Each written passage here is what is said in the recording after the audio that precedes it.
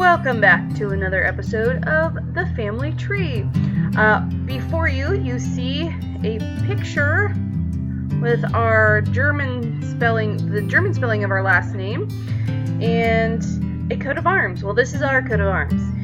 This is the official coat of arms that seems to be the generally most accepted one that people plug into their family trees all the time. And that's the one that I'm going to show you because to me this seems to be the most consistent one that I've seen in my research.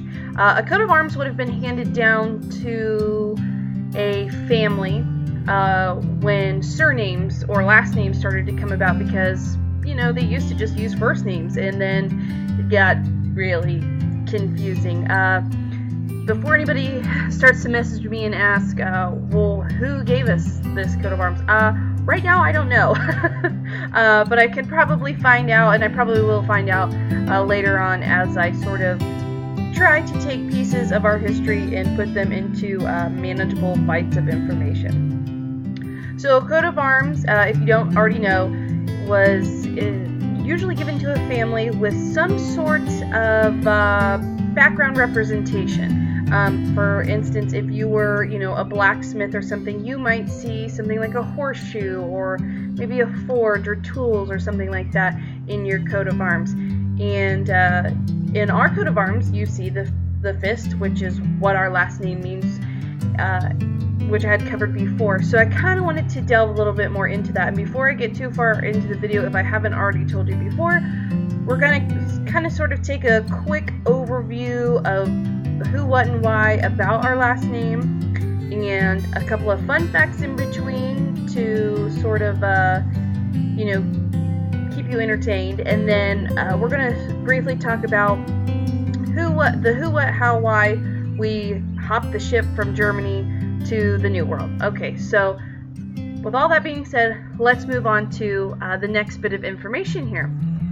The next bit of information comes from a website. I have used them before. Actually, they do appear in Renaissance festivals.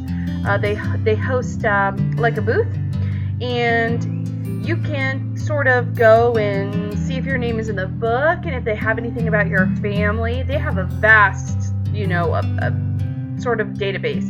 And then once you find something, if it looks like it's something that where they can, trace you, where you can trace yourself back, you can pay money to get copies of things. A lot of it's really nice. You can get a bunch of different memorabilia, a herald, posters, another like sort of brief history of your family that they have on you. So initially, from this sort of period of research that this company has done, we sort of hail from a province known as Rhineland, and that is, if you remember in the last video when I talked about some of the family that moved and came to America were living in Langenzebold, that is a hard one to pronounce, which was about 30 minutes east of Frankfurt. Well, Rhineland is about 30 minutes west of Frankfurt. It sort of must sort of just blended in from this point. Rhineland is sort of important for us, and you'll kind of find out why as I go along. So, like I said, you were usually given a surname based on a service, a skill set that you had, or what you might have been known for. Pretty much, if you were a blacksmith, your last name might be Smith, which is a pretty common one. So for us, it does say that this particular coat of arms and last name was given to a person who was strong, pugnacious, and is derived from the old German word Faust, which means fist. And you're probably thinking, all right, scholarly people, what the heck does that mean? And it's kind of funny because I will show you. Pugnacious is eager or quick to argue, quarrel, or fight. Gee, it is kind of funny how you kind of look at this coat of arms and you go, that trait probably does run in our family to some degree. And I kind of found that really, really hilarious. And I just wanted to point that out. So anyway, to briefly summarize what the research that these people have done without me having to go and do it, because I've already sort of lost my mind in this whole saga of information. So they're alleging that the first recorded surname in that region was in a place called Strasbourg, and it was actually found more often in medieval times than what this website is saying. And it did take place with the feudal society. I mentioned that before in the previous video that I did.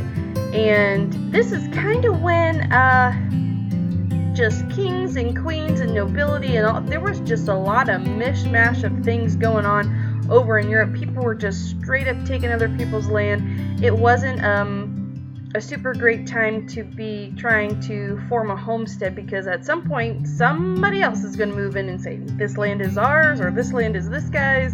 Yeah, so it does depict that later our family name would emerge as a noble family in Bavaria, and also within the Rhine region we had a lot of great influence. Distinguished branches became noted for social, economic, and political affairs. There are some famous people in that sense. You can't see it here. I have the notes somewhere. I will share them at a later point. Spelling variations. We kind of already covered this, but our family spoke, they were referred to as the West Phalaeans. It's really, I don't know. Forgive me. Which is Low German. It is similar to today's modern Dutch, which they would speak in Holland, the Netherlands, and there are a lot of variable spellings, and that's just because of literacy, and it's kind of like an open to interpretation. I mentioned just a few before, but you can see here how there's various endings of the last name with S-T-E, F-A-U-S-S, and many others. It's just sort of a mishmash. This early notables of the Faust family pre-1700s sort of touches on the years of, it was sort of set up here, some early history between the years of 1480, 1540, and the year of 1700, and I'll tell you why those are important. And then it just sort of talks about the Great Migration to North America, which began in the middle 17th century and lasted through the 20th century, and why a lot of people from Rhineland left. And it says, in this, it sort of gives you a really rough, vague explanation as to they wanted to escape either poverty or religious persecutions. And they went on to either pass through Ellis Island or some of the other more popular ports, and it does say that, a lot of them inhabited Pennsylvania, Ohio, Texas, Illinois, California, New York, and Canada. One that it doesn't mention is a lot of them ended up coming in through North Carolina at a later date too. And there were, prior to Johann Peter arriving in Pennsylvania in 1733, which actually, this is how I know a lot of the information I have is correct, because these names are popping up in this paid genealogical website. And if you want to order something from them, you can pop on here. Not that it's like a sponsored video or anything, but they do have a really cool things to display on your wall that would sort of give you what I just went over, but like it would tell you, it would say it a lot nicer. So I'm going to move on to the next bit of information, because just fist and the pugnacious wasn't enough. There are also some other meanings, and in several documents it does list our last name as more rare. And if you ask anybody now, they would tell you, well, your last name is not rare. Well, probably way back in the day, about the medieval times, right just before the Renaissance, it was sort of regionally confined to Rhineland, and during that time there's a lot of there was still some Roman influence, and there was Latin being spoken as well in certain regions. And in Latin, our last name translates to Faustus or Faustus. It seems like it's Faustus, which means fortunate or lucky. And it was people born into this name were a very small group of early Christian martyrs. And it is also sort of an alternate spelling that is pretty popular in Italy, and it does sort of coincide with the pugnacious thing, and it says, however, the other source that depicts Faust as fist in the German sense is a surname for a strong-willed, rather quick-to-angry type of person. So, however you want to look at it, we're either sort of fighters, we may anger quickly, we're strong, we may or may not be lucky, and we sort of persevere through probably, I feel like sometimes our family runs into hardships that some other families didn't have to deal with. And I think no matter what, even if I think one thing that we can say about our family is that it just runs in our blood, that you get knocked down, you just sort of pick yourself back up and just keep going. And an interesting fun fact is sort of this website does give some statistical insight into the regions of Faust coming to the U.S. And this was a census taken in 2010. Our next census is coming up. And the darker regions, the darker states are obviously more concentrated versions or concentrated livable spaces where people with our last name reside. Wow, that was really a poor way to say that. But anyway, and like as I believe I mentioned in the last video, we are not very culturally diverse in the sense of ethnicity. Allegedly, the breakdown pretty much comes back at about 85% Caucasian, with a good 10 or 11% being African American, about 2.5% Hispanic, about 0.25% Native American, 0.5% roughly of Asian, and another 1.5% of your guess is as good as mine. So I would really be interested to see what kind of ancestry breakdown we would get if any one of us took the DNA test. I would really like to see that. I had mentioned Christian martyrs before, and if you don't know what that is, a Christian martyr is a person who is killed because of their testimony to the church, to Jesus, and they were usually put to death with some sort of severe sentence of crucifixion, stoning, and that sort of sense. So, moving on, another fun fact is I don't want to cover this too in depth, but I will touch on it. There is a man by the name of Dr. Johann Georg Faust, and he lived between 1480 and 1540. If you can recognize those dates from the other website. So basically, Dr.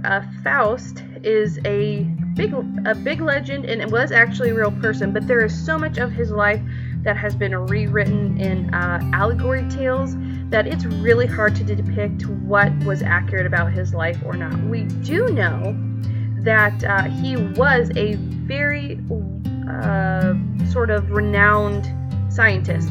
He has been applauded for a lot of his discoveries and work in medicine and pharmacology, astrology, that sort of thing. And I know that I had talked to you guys about before that at this time the Catholic Church is very, very strong. It's a very big power in the world right now during this time frame.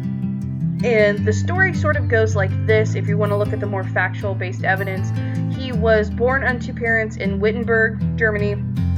They were of the religious type. They sort of found a mutual friend who was very well off, who lived a little ways away, who offered to take Dr. Johann Georg as sort of like an apprentice. Well, he ended up loving teaching this guy so much that he ended up sending him away to college, or what would have been college at that time, to study philosophy and theology. And you're kind of like, well, okay, so what does that mean? Basically, the man went to school, became very educated. He did get a degree in divinity from Heidelberg University, and at one point in his career, he decided to sort of denounce the church as it was written. And at that point, churches really didn't like that. And he was sort of depicted as he traveled all over. He went to different towns, performed magic, or probably more alchemy. It does say that he was a great alchemist, and they sort of turned his death into like I said, an allegory for the church. So, without delving too deep, you can Google Dr. Johann and see for yourself. There are a lot of works, a lot of books written about him, rewritten about him. Sometimes he comes out on top and sometimes not so much.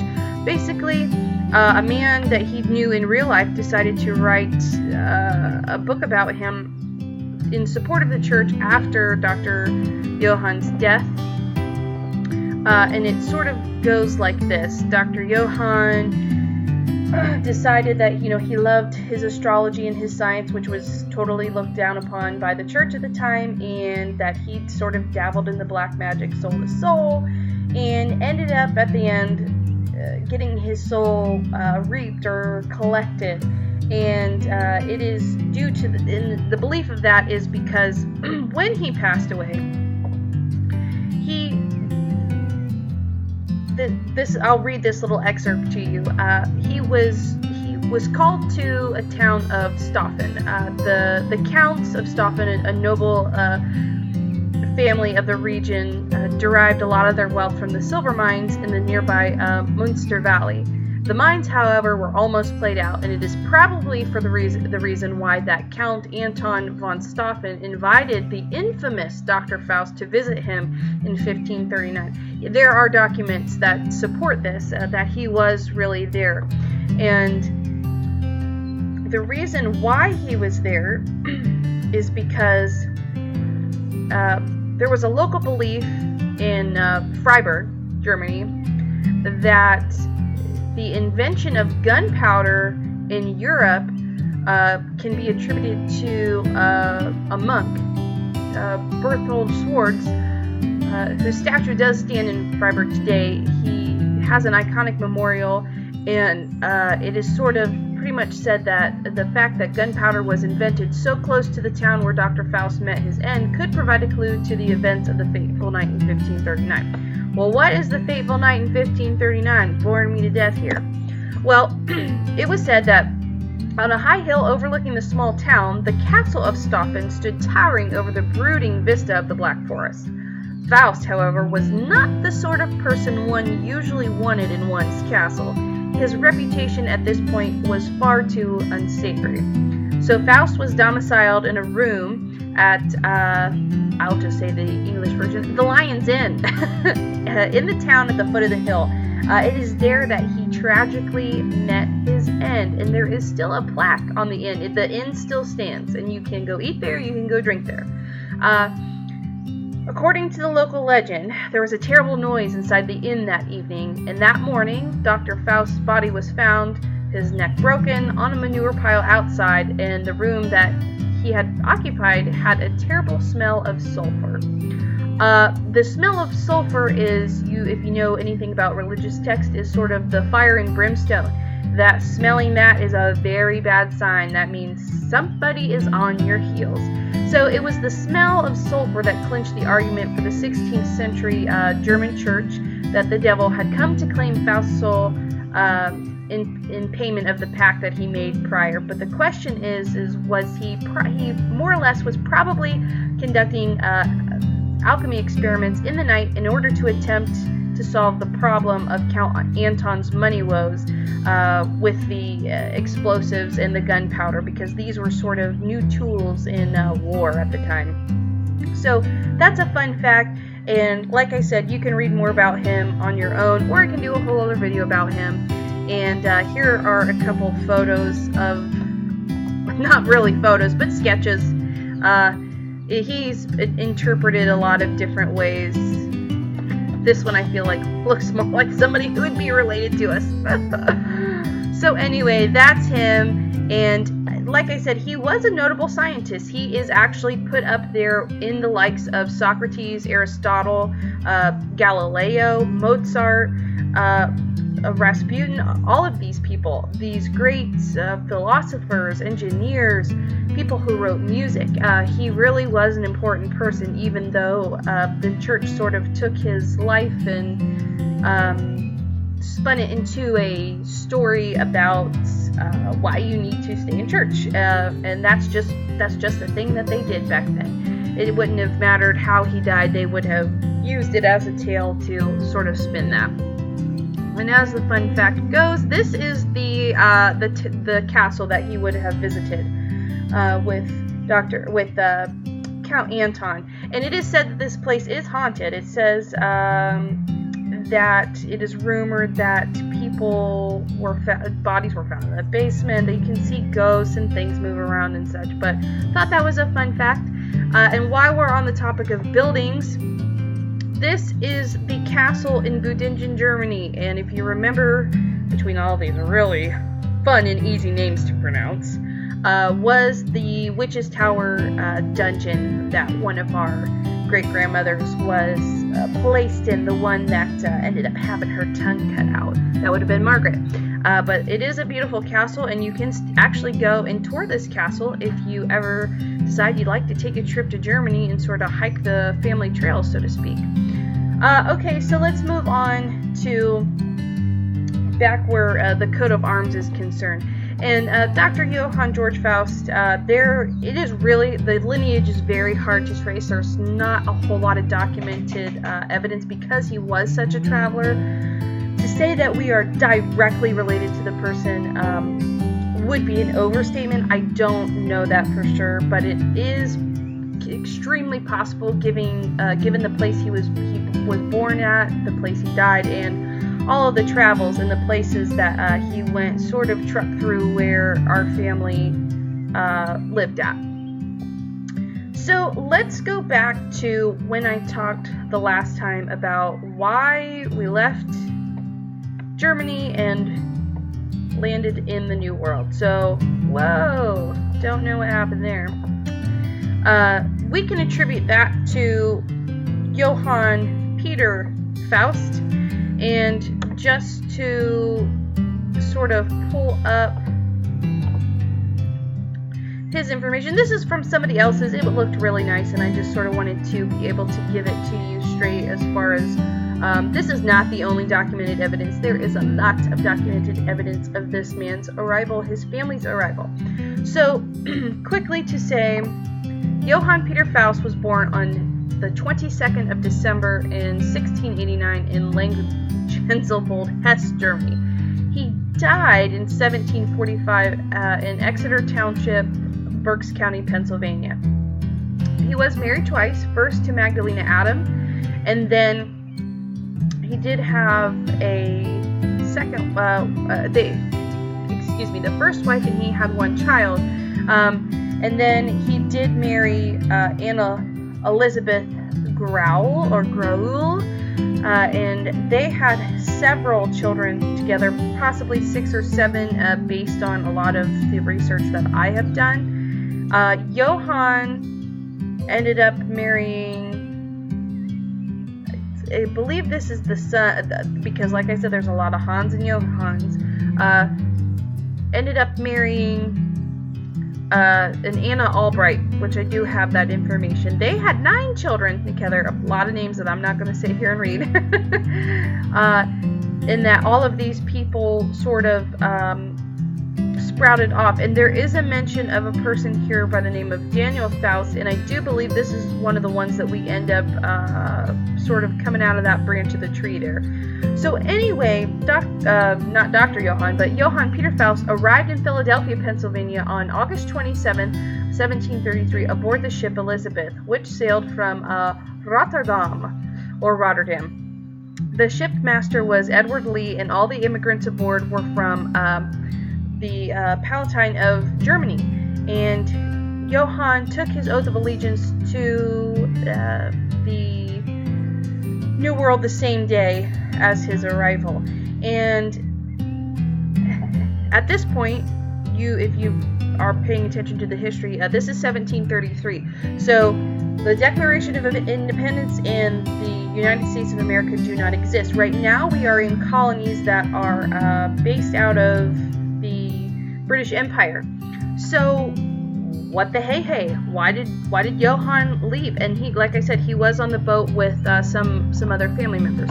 So who are the German Palatines? This is where Rhineland comes into sort of be important in our story. So from Middle Rhine, the region of the Holy Roman Empire, that is where we come from, and that is why we are a minority group, the Palatines, and it states here towards the end of the 17th and 18th century, the region was repeatedly invaded by French troops. As you can see, this is Wikipedia, and some of this stuff isn't super accurate as far as the time frame goes because it was a little bit before that. So there was widespread devastation. The French moved in and basically raped, pillaged, and burned. That's what happened. Famine, poverty, and we were sort of given the nickname of the poor Palatines. We were victims. Between all of that, some of this information here doesn't pertain to us because that is New York, and that is not where we landed. So we will have to come down here. The arrival in England. So us moving from Germany to the New World is the result of politics. Bad politics. So, like this said before, the first boat picked up refugees. Well, whose boat? What refugees? Refugees, us. Boats were the British. So the first 900 people that were picked up were given housing, food, supplies by a lot of wealthy English people. And us immigrants were deemed the poor Palatines, poor in reference to our pitiful and impoverished state upon our arrival in England. So why did we go to England? What is the point of that? Well, it says that the majority of us came to...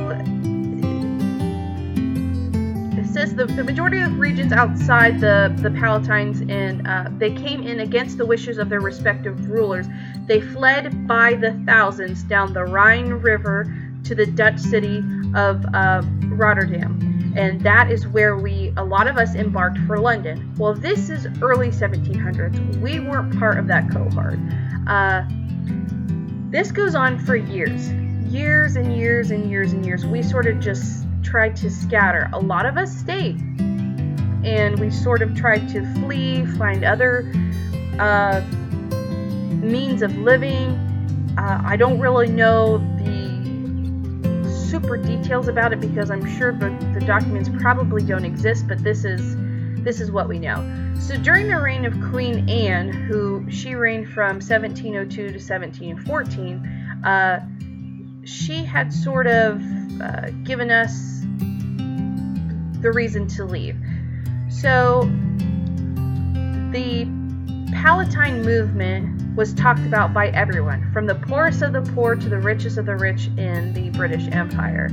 And we were just sort of brought into, to quote Wikipedia here, the political crossfire.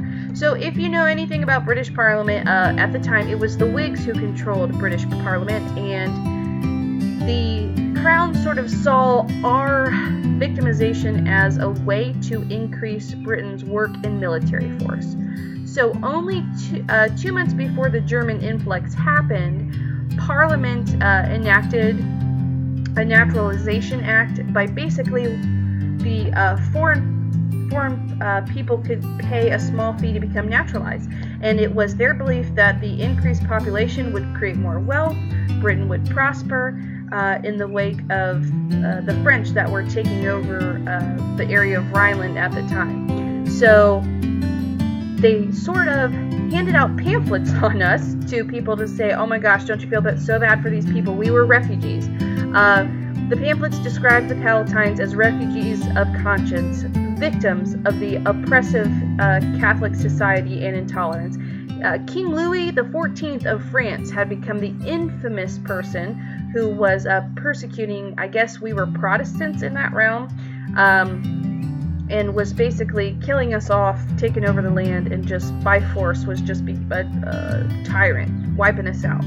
So with the royal support and the support of basically wealthy English people and even poor English people, they sort of were like, oh, let's raise a charity, and they raised money for the poor distressed Palatines of Germany. And it said that we were too numerous to be supported by the likes of the crown alone. So basically at this point, once the money was put up, to simplify it, British started hauling us out by the boatfuls. So I had mentioned King Louis XIV, and that is basically the guy responsible for kicking us out. He was taken over, I think, and I've already said that, and it just sort of reiterates the fact of where he pushed people and what people did. We sort of went and used the skills that we had and sort of forged and lived off the land. So there was the Great Migration. Oh yes, the King Louis XIV of France. I did want to pull up he had some great hair. He was also known as Louis the God-Given, or the Great, or the Sun King, the monarch of the House of Bourbon, and he was a notable guy for sure. So anyway, back to the Great Migration. Not to completely bore you to death, but like it says, a large number of immigrants came to America, or future America, by Rotterdam. And that is where the ship Elizabeth would have went. So I believe I pulled this up. Yes, I did. So I don't know if I can blow this up anymore. I'm going to try to and see if I can get it a little bit bigger. Let's see if I can. So I just wanted to sort of, if you're familiar with trade routes and ships and if that sort of thing interests you, I'll kind of show you what happened. So, whoa. So here we have France, and this is, a good portion of the United Kingdom here. So what had happened was, this is Switzerland, and this whole, sort of cut off at the top, chunk of land is Germany. This here is Luxembourg, and we would have come up the Rhine River, not necessarily down the Rhine River, like I think something else stated. So anyway, we are from the sort of Frankfurt area. We traveled as best we could, hopped onto the station, and we must have been, for about 20 years, we're sort of trying to avoid France coming over and just destroying us. So we must have lived close to the river, I would think, just for a sheer sense of probably water source or something like that. Anyway, we hopped a boat up the river, and these are various points where people would have stopped and picked up other passengers. So here we are, we're in Rotterdam, and what the British did was they sent droves of boats. They sent us here to England. They sent us up to Ireland. They sent us up to various other, Wales, any place where the British had land. And so what happened is, about the time that our family decided to board the boat, the Queen previously had stated, we have the new land over in the Americas, and we are going to basically save these poor Palestinians from, certain death and, whatever horrible other things. And they basically promised us a certain portion of land. And they said, hey, you hop one of our boats, we'll take you. We'll take you to basically your salvation, and we will get you set up and get you out of the way of France. And you just sign up and become, either immigrants of, well, I guess America doesn't exist, so they would have become immigrants of the British Empire. So you can see this trade route probably came through, stopped, they paid their little fees, their little dues, and they said, woohoo, you are part of the ship that's going to the Americas, and then they would have sailed away for 6 to 8 weeks over to what would be America. So I sort of did a little bit of reading about this, and we should probably wrap this video up. They would have paid a fee, and it is kind of sad the way that it sort of depicts this, because if you know anything about sailing the ocean back then, a lot of people didn't make it. It wasn't a trip that was, you didn't have quarters, it was wet, it was cold, it was damp. Obviously they're not going to have probably fire on the boat, because that would be a terrible idea. Food was probably heavily salted. There weren't preservatives. There wasn't a whole lot for these people to eat. The scurvy from vitamin C deficiency and the illness claimed a lot of lives, and we're talking about women and children.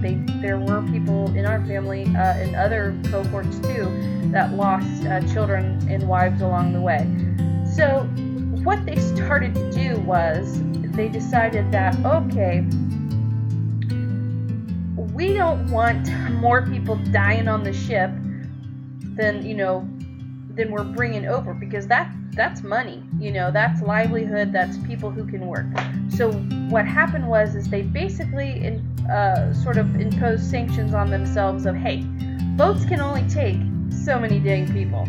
And they charged fees to board the boat. I think it was like 10 pounds or something a head. And basically what would happen is if your family member died before the halfway point of the voyage, you did not have to pay the head fee for that person because they are buried at sea. However, if your family member died after the halfway point, you would still have to bury them at sea, and you would still have to pay their ticket fee, basically. So once we arrived in the port of Philadelphia, we got off, and Johann Peter made his debut, so to speak, and he says, yes, I'm an official member of the British Empire. Well, they lived there, they bred there, they married there, offspring there, and very shortly after 1733, maybe not shortly after, but in between there, that's when the Declaration of Independence was signed, and we decided, the heck with you and your tea, we're leaving the crown, we got better things to do. And we did have several family members that fought in the Revolutionary War, and I can cover them in another video.